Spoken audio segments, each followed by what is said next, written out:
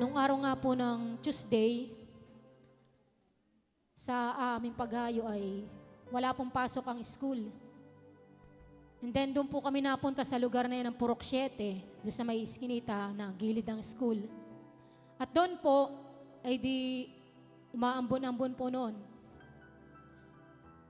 Subalit, ang ginawa po, sabi namin ng mga kasama namin, saan tayo pupunta nito?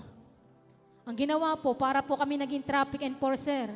Lahat po ng dumadaan doon sa iskinitang iyon, naka-tricycle, anumang sasakyan dumadaan, hinarang po namin. At totoo pong sila pong lahat ay talagang tumitigil po, sila'y nakikinig ng salita ng Diyos, at tunay na silang lahat ay tumanggap sa Panginoon. Purihin natin ang Panginoon. At sa aming pagpapatuloy po, meron po kami dong napasokang hardware. At yung pong hardware na yun ay, anuan po siya ng maraming mga good lumber na tabla. At doon po, parang sa aming pong pag-aano, si Nanay Dolly po, meron siyang nakitang isang lalaki doon. Parang pamilyar daw sa kaniya. At doon po, mamaya sabi po ng lalaki, parang kilala po kita.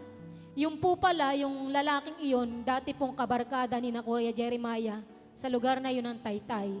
At doon po, sabi niya, talagang hinahabol ka ng Panginoon. Sa lugar na ito, dito ka kinatagpo ng Panginoon. At yung pong lalaking iyon ay dati raw po na sila ay may tindahan ng sabon sa lugar ng Taytay.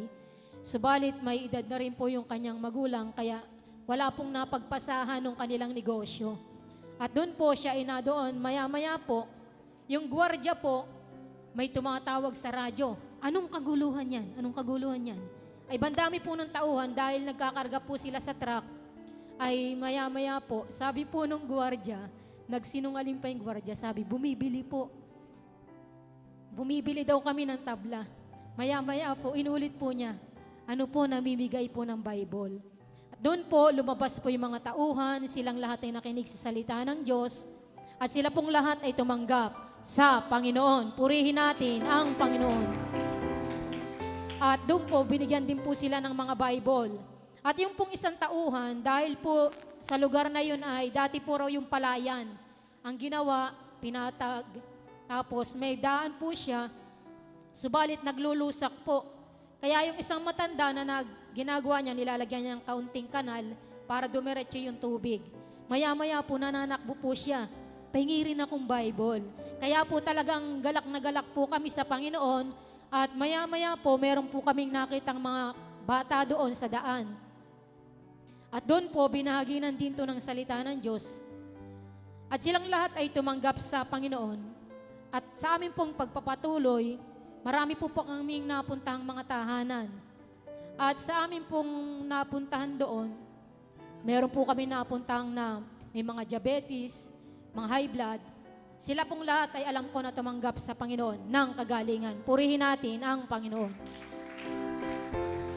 At nung araw po ng Miyerkules, yun nga po, akala po namin walang pasok kasi nakasara po yung gate. Tapos maya-maya po, may lumabas pong estudyante. Tapos sabi namin, Tay, may pasok pala. Dahil kami po sa sasakyan ay nakakasama naming grupo ay sina Tatay Elmer po. At yun po, napasok po namin ang school, subalit wala po doon yung principal. Ang tumanggap po sa amin ay isang babae, siguro po yun ang OIC doon. At siya po'y galak na galak sa Panginoon na kami ay tinanggap, napasok po ang bawat room, at tunay po ang lahat ng mga bata ay tumanggap sa Panginoon. Purihin natin ang Panginoon. At matapos po yun, dahil malaki po yung Purok 7, doon pa rin po kami bumalik. At sa aming pagpunta roon, yung mga bata ay pabalik-balik sa amin.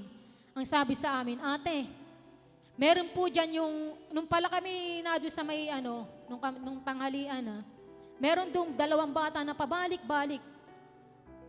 Kumbaga, papansin po yung 2 kabataan.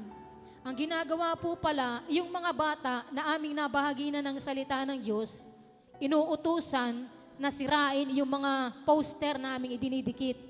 Pinalalagyan ng putik, sinabi sa amin. Tapos yung po pala, ang sabi daw ng 2 kabataan doon sa mga bata, huwag kayong dyan, susunod, baka kayo maging born again.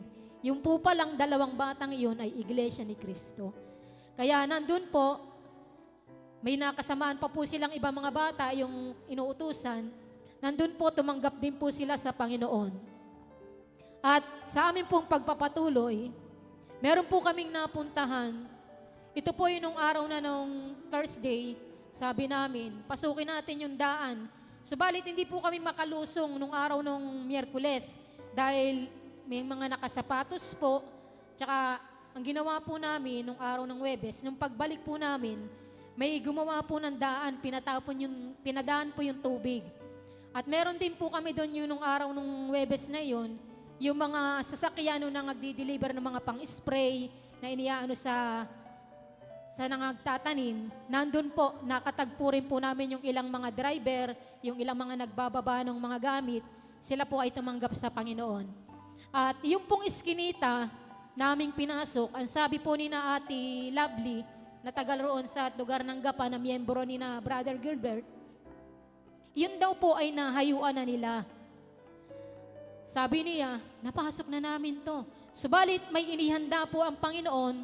Mag-asawa po ito, si Nanay Peli at yung kanyang asawa. At doon po, binahaginan po ito ng salita ng Diyos at may naipahayag po itong si Nanay Peli. Meron daw po siyang pamangkin na 26 years old, subalit siya po ay na-stroke. At kung saan-sang hospital daw po ito dinala, halos 5 hospital po yung pinuntahan, subalit walang tumanggap. At nung pagdating po doon sa, may tinanggap po siya doon sa pang-5 hospital na pinuntahan. Agad po daw itong tinubuhan, kung ano nung ginawa. And then, pagkatapos po, yun po yung sinabi sa amin, idinalangin, sinabi namin, Nay, there is no distance in God's prayer. At yun po, ang matandang ito, iyak po ng iyak si Nanay Peli. At ang pangalan po ng kanyang pamangkin ay si Jamaica. At ito po ay talagang sabi namin sa kanya, naniniwala ka ba't sumasampalataya? Yun daw po yung idinadalangin niya. And then yun po, idinalangin po siya, maging ang kanyang pamangkin at ang kanyang asawa. At sa amin pong pag-alis doon, alam namin na si nanay ay may tinanggap ng katugunan sa kanyang prayer request para sa kanyang pamangkin. At sa amin pong pagpapatuloy, meron po kaming isang tahanan, malaki po yung tahanan, nakasara yung gate, and then yung pong anak na may-ari na 70 at 72 years old, pinagbuksan po kami. Maya-maya po, pinapasok kami. Si tatay po, siya po ay na-stroke, mahina na siya. Tumanggap siya sa Panginoon, maging ang kanyang sakit at karamdaman ay idinalangin. Maya-maya po, lumabas po yung asawa ni tatay. Ito po ay talagang kubang-kuba po siya, 72 years old. At ito po ay idinalangin sa Panginoon, pinatanggap, at idinalangin po ang kanyang pagkakuba. Instant po, sa pangalan ng Panginoon, siya ay natuwid, purihin ang Panginoon. Hallelujah! Hallelujah! At maya-maya po, itong si Nanay Peli, naming idinalangin bago kami pumunta doon sa kabilang tahanan. Hinanap po kami, umikot siya. Sinundan kami at nakita niya kami doon sa tahanan. Maya-maya po, nagpapatotoo siya sa amin. Sabi po niya sa amin, tumawag yung pamangkin niya na si Jamaica na nasa hospital. Ang sabi sa kanya, Tita, wag na po kayong mag-alala. Tinanggal na ang tubo, okay na siya, wag ka nang dumalaw sapagkat ako ay pinagaling ng Panginoon. Oh, hallelujah! Hallelujah! Instant po na sa ganong oras nang siya'y idalangin, ang Panginoon ay sumagot sa kaniya. Kaya po, galak na galak po kami, naglululundag po si Nanay Eli at si Nanay Dolly po, talagang sa kagalakan po, maging kami po, talagang tuwan-tuwa. Maya-maya po, tumatawag na si tatay, tara na, alas 12 na nga. At yung pong isa namin kasama na si Ate Lovely, dahil nga po may oras yung biyahe, ang ginawa po namin, ihatid po namin siya dun sa may sakayan papuntang Gapan. At talagang galak na galak po kami maging sa aming bawat mga aming kinakain, kitang-kita namin ang pagpupuno ng Panginoon. Talagang provided pong lahat at talagang salamat sa Diyos, nauna na siya. talagang tayo ay binibigyan niya ng pagtatagumpay. Purihin natin ang Panginoon, and to God be all the glory. Hallelujah.